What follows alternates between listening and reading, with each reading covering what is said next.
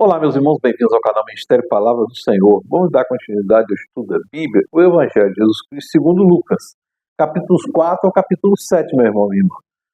Jesus, ele foi batizado, né? Como ele foi batizado, o batizado marca o início do seu ministério, né? E aí a gente vai ver no capítulo 4 a tentação de Jesus. Jesus, cheio do Espírito Santo, voltou do Jordão e foi levado pelo Espírito ao deserto, aqui Espírito Santo, que conduziu ao deserto, onde o diabo tentou por 40 dias lá. Não comeu nada durante esse dia e ao fim teve fome. O diabo disse: se és o filho de Deus, manda que essa pedra transforme em pão. Jesus disse: nem só de pão verá o homem. O diabo levou a um lugar alto, mostrou-lhe no relance todos os reinos do mundo. Ele disse: eu te darei toda a autoridade sobre esse e todo o seu esplendor, porque me foram dados. Eu posso dá-los a quem eu quiser. Então, se você me adorar, tudo será teu. Jesus respondeu: está escrito, adore o Senhor, o seu Deus, e só a ele prestarás culto. O diabo levou a Jerusalém, colocou na parte mais alta do templo, né? Algumas traduções falam que é o pináculo, né, do templo, e lhes disse: se és filho de Deus, joga-te para baixo, pois está escrito que aos teus anjos dará ordem a teu respeito para guardarem com as suas mãos e eles se segurarão para que não tropece com o pé em pedra alguma. Aqui está sendo recitado um pedaço do Salmo 91, né? Jesus respondeu: não põe à prova o Senhor, o seu Deus. Tendo terminado todas as suas coisas, o diabo deixou até a ocasião oportuna. Isso aqui é uma ocasião oportuna porque Satanás continuou suas tentações durante todo o ministério de Jesus, né? E Jesus, vocês vão ver que Jesus depois voltou para Galileia, né? No poder do Espírito. É interessante a gente observar aqui que no poder do Espírito.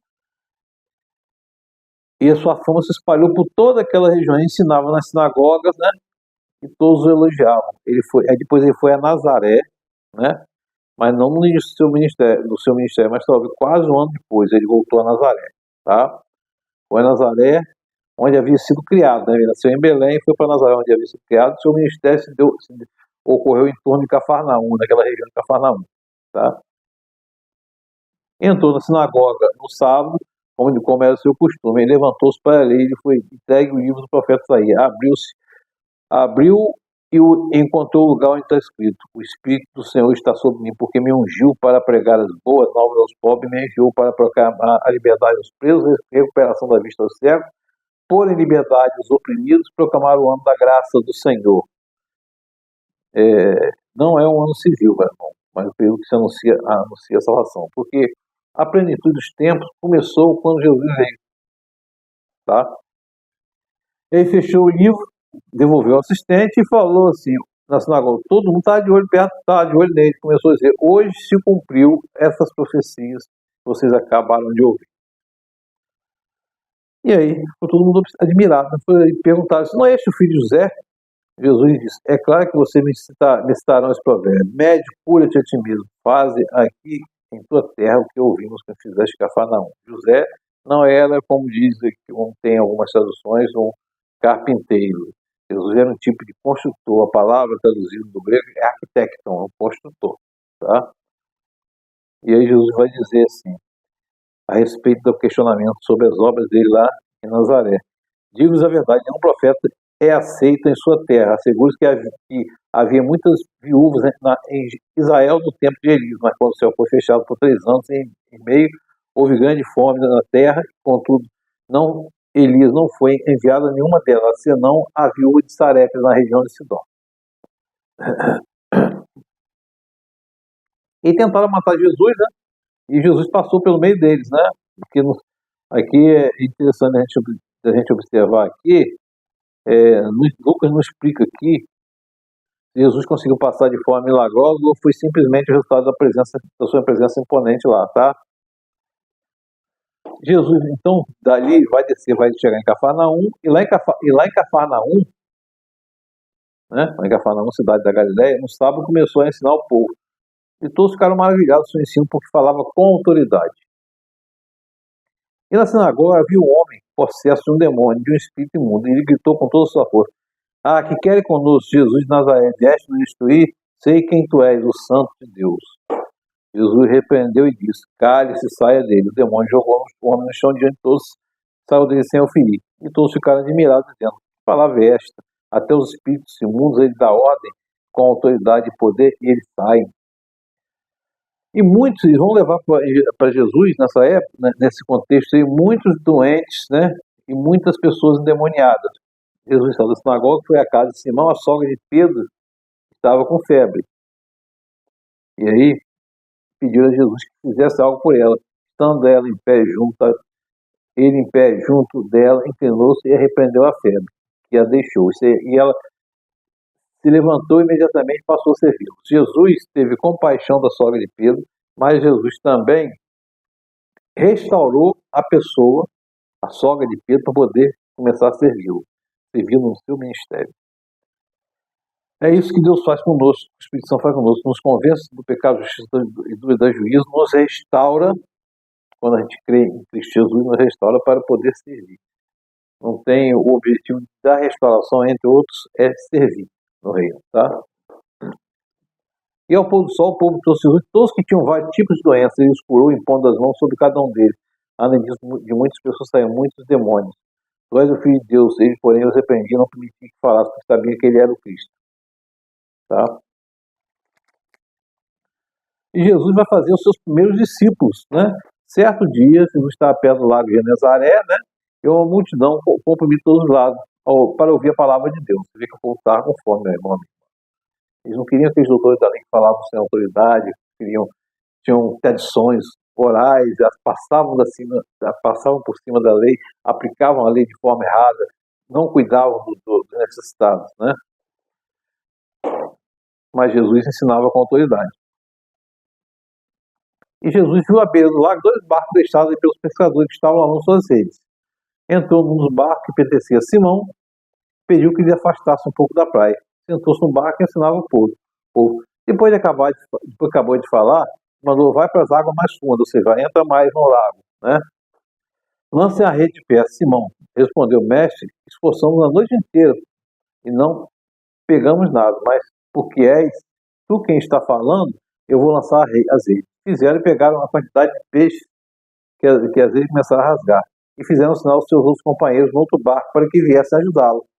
Quando Simão Pedro viu, prostrou seus pés de Jesus e disse: afasta-te de mim, Senhor. Afasta-te de mim, Senhor, porque sou homem pecador. E todos os seus companheiros estavam perplexos, né, com aquela pesca milagrosa que tinha sido feita ali, assim como Tiago e João, filho de Zebedeu, sócios de Simão. Então, você vê que nos outros evangelhos, a gente via essa passagem, mas não vê essa descrição detalhada, embora a gente já tivesse falado, que Pedro e Zebedeu e seus filhos Tiago e João eram sócios. Ele tinha uma companhia de pesca, tinha empregados. E talvez Pedro estivesse lá no pátio de Caifás, no momento da condenação de Jesus, porque talvez Pedro entregasse peixe para os sacerdotes naquela época. Estando em uma das cidades, passou um homem coberto de lepra, quando viu, prostrou-se em rosto, até rogou: se quiseres, pode purificar. Jesus estendeu a mão, tocou nele e disse: quero ser purificado. Imediatamente a lepra o deixou. Mas aí Jesus ordena ao leproso que vá ao sacerdote oferecer a purificação, oferecer pela sua purificação ao sacerdote, conforme Moisés ordenou, está na lei. Porque o sacerdote naquela época era quem via se aquela enfermidade de pele era crônica, se era contaminada, se era contagiosa, se não era contagiosa. E oferecia-se um sacrifício por aquela cura também. Tá?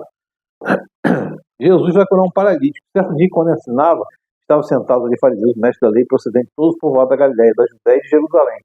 E o poder do Senhor estava com ele para curar os doentes. Vieram alguns homens trazendo um paralítico, tentaram fazê-lo entrar na casa para colocá-lo diante de Jesus. Não conseguindo, por causa da multidão, subiram ao terraço e baixaram a sua maca, meu irmão, minha irmã. A fé desses homens é o que chama a atenção. A fé desses homens para com esse paralítico, eles deviam ser amigos desse paralítico. O paralítico não devia ter fé, mas eles levaram e acreditaram e foram amigos. Aqui, eles amaram o paralítico.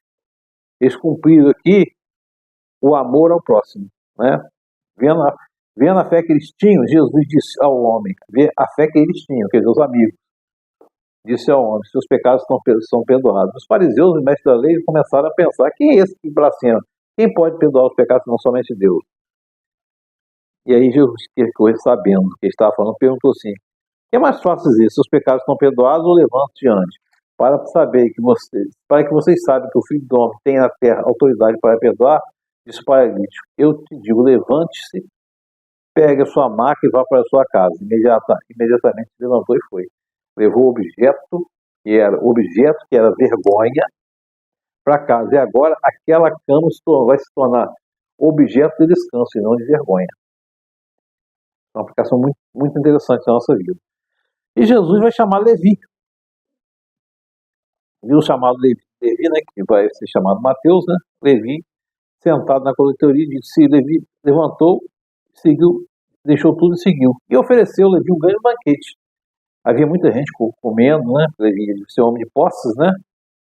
Havia publicano outras pessoas, mas os fariseus, os mestres da lei, que eram da mesma facção, queixaram-se aos discípulos de Jesus: por que vocês comem e bebem com publicanos e pecadores? Jesus respondeu: não são os que têm saúde que precisam de médico, mas sim os doentes. Não vim chamar os justos, mas os pecadores ao arrependimento.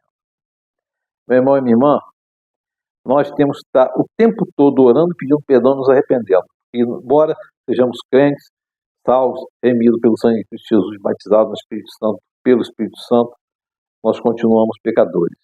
E por isso devemos nos arrepender sempre. Jesus está falando aqui uma coisa para a igreja. Igreja não é local de gente sã. Senão não seria igreja. Igreja não é um depósito de pessoas santas. Quem está lá não é perfeito. Se é igreja, quem está lá não é perfeito. Então, Jesus está chamando aqueles que mais precisam, estão necessitados, né, irmão e irmã? E a gente tem que ter a consciência de pedir perdão o tempo todo. E Jesus vai ser interrogado acerca do jejum também, que os discípulos de João jejuam e oram frequentemente, bem como os discípulos dos fariseus. Mas os seus vinham comendo e bebendo. Jesus foi e perguntou: podem vocês fazer o convidado do noivo jejuar enquanto o noivo está com ele? Mas dizem: virão que o noivo lhe será tirado naqueles dias e jejuarão. Está falando aqui da morte de Jesus. Jesus que está falando da morte dele. Tá? Ninguém tira um remendo de roupa nova e costura em roupa velha. Se fizer, estragará a roupa nova. Ninguém põe vinho novo em vasilha de couro velha. Se eu fizer o vinho novo, reventará a vasilha. É preciso sempre renascimento, meu irmão amigo. Preciso renascimento. E vai falar aqui, Jesus vai falar também sobre a questão do sábado. Isso é outra questão que está na lei. Isso é do judaísmo, mas os fariseus colocavam a tradição acima da lei. Certas vezes Jesus passava pelas lavouras cereais, os discípulos começaram a colher e debulhar espigas com as mãos, comendo os grãos. Alguns fariseus perguntaram: por que vocês estão fazendo isso, o que não é permitido no sábado? Jesus respondeu: vocês nunca leram o que fez Davi quando ele e o seu companheiro estavam com fome? Entrou na casa de Deus, tomando os pães da presença, comeu o que apenas o sacerdote era permitido. Então ele disse: o Filho do Homem é seu até no sábado. No outro sábado, Jesus entrou na sinagoga, começou a ensinar, e estava lá um homem com a mão direita atrofiada. Os fariseus, ali, estavam procurando motivo para pegar Jesus, né? Em alguma esparrela, né? E ficavam observando para ver se Jesus ia curar no sábado. Jesus sabia que ele estava pensando, disse ao homem de mão atrofiada: levanta e vem para o meio. Levantou-se e foi. Jesus disse: eu te pergunto, o que é permitido fazer no sábado? Bem ou mal? Salvar a vida ou destruí-la? Então olhou para os homens. Você imagina, meu irmão, como que Jesus devia estar conduído, olhar para aquela dureza daqueles corações de pedra daqueles homens, né? Pediu assim: estendeu a mão e ela foi restaurada. E aí os publicanos, os fariseus lá ficaram furiosos, começaram a discutir assim, o que poderiam fazer contra Jesus. E Jesus vai escolher os apóstolos. Escolhe os apóstolos: Simão, que deu o nome de Pedro, seu irmão André, Tiago, João, Filipe, Bartolomeu, Mateus, Tomé, Tiago, filho de Alfeu, Simão, chamado Zelote, Judas, filho de Tiago, e Judas Iscariote, que veio a ser o traidor. E Jesus vai proferir uma série de bênçãos, né? E ais.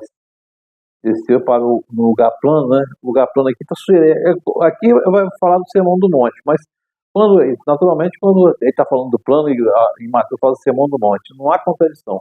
Quando você sobe vai subir o monte, o local mais alto, mas no monte, no platô lá em cima, tem um lugar plano no próprio monte, né? Em que Jesus se assentou. Bem-aventurados vocês pobres, que a vocês pertence o reino de Deus. Bem-aventurados vocês que agora têm fome, pois serão saciados. Bem-aventurados vocês que agora choram, pois haverão de rir.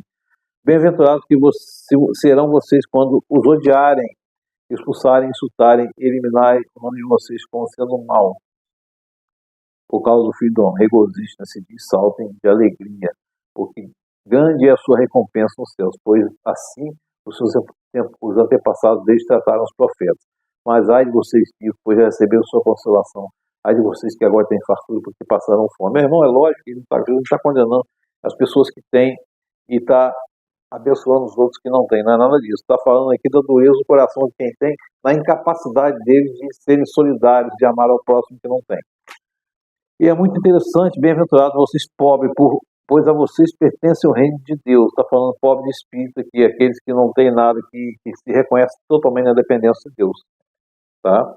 Começa assim, e depois narra, você vê que serão vocês, bem-aventurados serão vocês quando os odiarem, serão, está sempre no futuro, né? E Jesus vai ensinar o amar ao próximo. Amem os seus inimigos, façam bem aos que os odeiam, abençoem os que maldiçoam. Orem por aqueles que maltratam e perseguem, né? Se alguém tirar a capa, não impeça de tirar a túnica. Que mérito terão vocês se amar só os que amam? É o que Jesus pergunta. E a oração do Pai Nosso é: perdoa nossas dívidas assim como nós perdoamos nossos devedores. Então, Jesus, ao nos perdoar, ele está nos mostrando que é capaz, que a gente tem que ser capaz de perdoar o próximo. Meu irmão, minha irmã. Jesus vai continuar dizendo sobre o julgamento: vocês não julguem, vocês não serão julgados, não condenem, não serão condenados, perdoem, serão perdoados, né? A gente, aquela questão, você repara o cisco no olho do outro, mas que tem uma trave no seu olho. E Jesus vai dizer: nenhuma árvore boa dá fruto ruim, nenhuma árvore ruim dá fruto bom. Toda árvore é conhecida pelos seus frutos. Ninguém colhe figos em espinheiros, ninguém tem ervas daninhas em uvas. Meu irmão, minha irmã, está falando aqui que é uma coisa interessante isso aqui. A gente tem que caminhar, a gente tem que ser uma boa árvore e dar bons frutos, né? Jesus vai falar a parábola aqui, que se aplica nas nossas vidas também, mais uma vez. A Bíblia não precisa ser atualizada. Nós é que precisamos nos atualizar. Está tudo ensinado aqui, ó.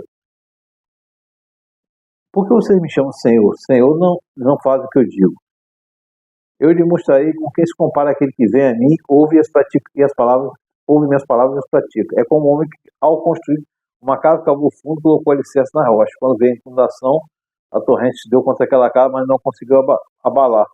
Mas quem ouve as minhas palavras e não as pratica, é como um homem que construiu a casa sobre o chão sem alicerce. No momento que a torrente, ou seja, que a água veio, deu contra aquela casa, ela caiu. E a sua destruição foi completa, meu irmão. Precisa a gente estar atento, porque a gente precisa estar alicerçado nas palavras do Evangelho, alicerçado na rocha de Jesus Cristo. E aí, a gente vai ver o centurião aqui, que Jesus aqui em Cafarnaum, enquanto centurião, que tinha um servo que estava doente, quase à morte. E aí foi falar com Jesus, e Jesus ia à casa dele: Senhor, eu não se incomode, eu não sou digno de entrar na minha casa, dizei uma palavra e meu servo será curado. E Jesus afirmou: não encontrei em Israel tamanha fé. Você vê que a fé é o princípio de tudo. Jesus é o autor e consumador da nossa fé, né? E Jesus, logo a seguir, depois, foi uma cidade chamada Naim, né? Encontra uma viúva lá, e uma viúva, o filho dela tinha morrido. Naquele contexto lá, a mulher não tinha voz ativa. A viúva, e Jesus faz aqui, tem um ministério que Jesus restaura essas mulheres todas. Tanto que elas muitas serviam no ministério de Jesus. Maria Madalena, outra Maria, né? E aí, passou a viúva de Naim aqui, chorando com o filho no caixão. O caixão devia estar aberto, porque o caixão os pais supor que era um costume judaico, e depois Jesus o ressuscitou e ele logo sentou. Então o caixão estava aberto. Tá? Precisa entender esses detalhes. E Jesus vai falar de João Batista, vão perguntar, esse é aquele a quem está escrito, enviarei o meu mensageiro à tua frente, ele preparará o teu caminho diante de ti. Está falando a respeito de João Batista, da missão de João Batista, da importância de João Batista. E vai, por fim, no capítulo 7, ele vai falar sobre, ele ser ungido por uma pecadora, né? Quebrou um vaso, né? Quebrou um vaso com perfume, ungiu, e ele disse assim, você sabia que essa mulher, desde que eu entrei em minha casa, não me deu água, você não me deu água para beber, nem água para lavar os pés, mas ela, porém, molhou meus pés com suas lágrimas e enxugou com seus cabelos. O que ele está dizendo aqui que a mulher estava reconhecendo em Jesus o Senhor e o Messias, e ela estava com o coração quebrantado ali. E, meu irmão, minha irmã, a parábola do semeador. A parábola do semeador. É interessante a gente observar isso. Jesus vai observar que mandou, passando pela cidade, povoado, proclamando as boas novas do reino. Os 12 estavam com ele, mas também algumas mulheres que haviam sido curadas, estavam servindo de espírito maligno. Maria, chamada de Madalena, que havia saído de 7 demônios, Joana, mulher de Cusa, administradora da casa de Herodes, Susana e muitos outros. E essas mulheres ajudavam o ministério de Jesus, sustentando com seus bens.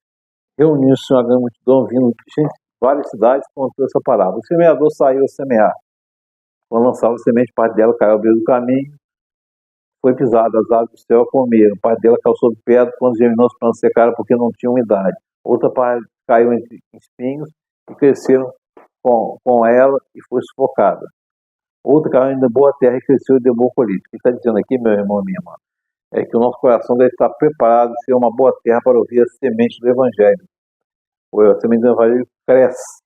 Uma semente, você planta em terra boa, ela vai dar fruto, vai dar uma planta boa com árvores boas. Nós devemos ser coração, deve ser uma terra boa para que cresça no nosso coração a árvore boa dos bons frutos.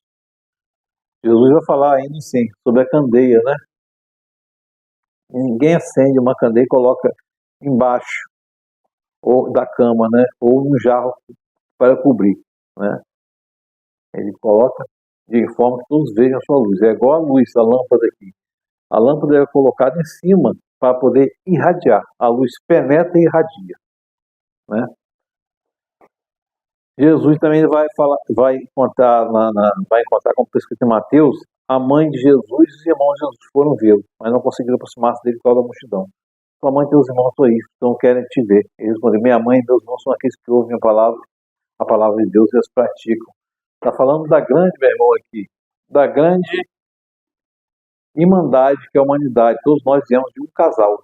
Então somos todos nós irmãos, a partir de Adão e Eva, e irmãos em Cristo, né? Jesus também vai acalmar a tempestade. Vamos para o outro lado do lago. Entrar no barco, partiu. Quando navegavam, ele adormeceu, né? Aí veio um forte vendaval, de modo que o barco estava sendo inundado e escorria um grande perigo. Os discípulos foram acordados, clamando, mestre, vamos morrer. Ele levantou, repreendeu o vento, a violência das águas, e se acalmou e ficou tranquilo. E Jesus perguntou, onde está a sua fé? Essa é a questão, onde está a nossa fé? Como é a nossa fé? Fé na fé da gente não é fé. A gente tem que ter fé em Jesus Cristo, na ação do poder do Espírito Santo, na ação do poder de Deus e de Jesus Cristo, meu irmão. A gente tem que ter todo esse cuidado. E aí Jesus cura um endemoniado, né, da região dos Genezarenos, né? Pisou lá e havia uma pessoa que andava num sepulcro lá, postou seus pés e disse, queres comigo, filho do Altíssimo, não me tormente. Pois Jesus havia ordenado que o Espírito Imundo saísse daquele homem. Muitas vezes ele tinha se apoderado dele, meu irmão, minha irmã. E aí qual o seu nome? Legião, porque eram muitos, né? E aí eles imploravam, a legião implorava para que não os mandasse para a Bíblia. E uma grande manada de porcos estava passando naquela colina, os demônios imploravam que permitisse entrar nele. Quando Jesus deu a permissão, os porcos se suicidaram lá mergulharam, caíram no abismo. Abismo tem a ver na Bíblia, toda vez que a gente olha para a Bíblia, fala que em abismo, tem a ver com condenação. Trevas, condenação, tá? Jesus também vai mostrar o poder dele sobre a morte e sobre a doença. Uma multidão o recebeu com alegria, prostrou-se, estava esperando. Tinha um homem chamado Jairo, da sinagoga, veio e prostrou-se e disse que a sua única filha de 12 anos estava à morte. E o caminho para a casa de Jairo estava congestionado, tanta gente, né? E aí, certa mulher que vinha sofrendo de uma hemorragia há 12 anos, tinha gasto tudo que tinha com os médicos, mas ninguém pudera curá-la. Chegou por trás de Jesus, tocou na orla dele e curou. Jesus perguntou, quem me tocou? Pedro perguntou, Senhor, tem tanta gente apertando, como é que a gente vai saber? Alguém tocou em mim e eu sei que de mim saiu o poder. Então essa mulher, percebendo que não tinha mais como passar despercebido, postou seus pés na presença de todo o povo, contou que tinha tocado nele e foi instantaneamente curado. E ele disse, filha, tua fé te curou, vai em paz. Essa é uma palavra confortante para nós, né? A fé de Jesus, a fé em Jesus nos cura, né? Em Jesus nos cura. E aí chegou na casa de Jairo, não deixou entrar ninguém, exceto Pedro, João e Tiago, o pai da menina, que a menina já tinha morrido, não chore. Ela não está morta, mas dorme. Todo mundo começou a rir. Jesus pegou a menina pela mão e disse, Talita, come, né? Levanta-te, menina. Levantou e começou a comer. Meu irmão e minha irmã, a gente vê esses capítulos cheios de detalhes.